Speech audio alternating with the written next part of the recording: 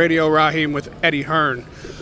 Obviously, the Tyson Fury fight was what everyone's mind was on once Usyk had his hand raised.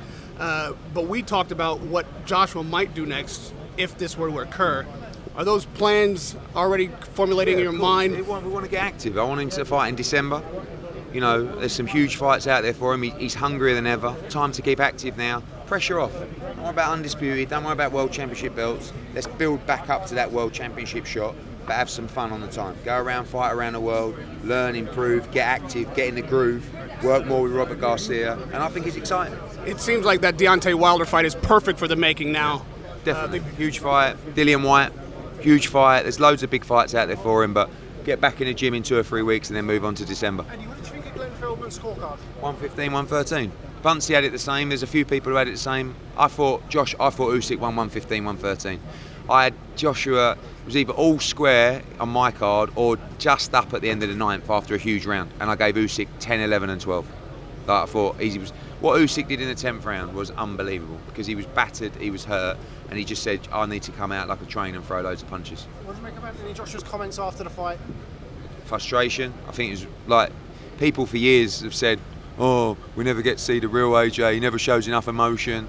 Well, now he did. He left the ring because he thought, I'm going to do something stupid here. And then he got out of the ring and thought, I can't leave the ring because it's not the right thing to do. Then came in and gave a bit of a quirky speech, you know, but it was just someone that was desperate to win. Lastly, a lot of the people in this room were picking Usyk, and now they're big up in Joshua. How do you feel about... It's nice. Because he boxed a good fight, and he tried, he gave it everything, he emptied the tank. The 10th, 11th and 12th, he was still in there, he was taking shots, he carried on. I don't know what you got to do to get respect, you know, but what's the point in keep chasing it? It looked like a great performance, especially with a new trainer. He looked better, obviously, in the second fight. Do you think that this experience actually makes Joshua a better fighter? 24 rounds with a pound-for-pound number one. He lost the first fight, 116, 112, whatever it was. He wasn't in the fight. He was in the fight tonight. There looked like there was times where he was going to win the fight, but it was the brilliance of Usyk in the championship rounds. And I just said to him, you lost a split to the pound-for-pound number one. Don't, you know. There's plenty of fighters you're going to steamroll. Like, whatever you think of Anthony Joshua, even if you don't rate him, he's a top 5 heavyweight in the world. Blimey. Like, it could be worse, couldn't it? Oh, I know you want to be number 1. Maybe you're number 3 right now. Maybe you're number 4, maybe not. Who cares? But you're a great heavyweight, and you're going to improve off that experience. Tyson Fury said after the fight that he would wipe the floor with both of them. Your thoughts? Why? Like, you saw the reaction of the guy there. This is a guy in Tyson Fury, right, who openly says he's had all these mental health problems, you know, struggles and stuff like that. You see a guy up there crying, like as big and strong as AJ, who for years has put on a brave face. And tonight, like he said, you just saw chinks in the armour. So if you want to see a guy that's been through this mental health experience and goading someone when they're down and when they're devastated, that shows you the kind of man he is. You work with Alexander Usyk in the future? I know you've worked with him in the past. Listen, we've done an unbelievable job for him. I said to them the other day, I went, how good is the job I've done for you? And they said, unbelievable. So we'll see, but this is where my heart is. Right, 2 more questions. Talk about maybe a bit of an easier touch next time for Anthony Joshua out in November or December. What sort of opponent names-wise? I don't know, mate, at the moment. I don't know. Eddie, can I ask you to compare your emotions last time around to this time around? Your pride in AJ, etc.?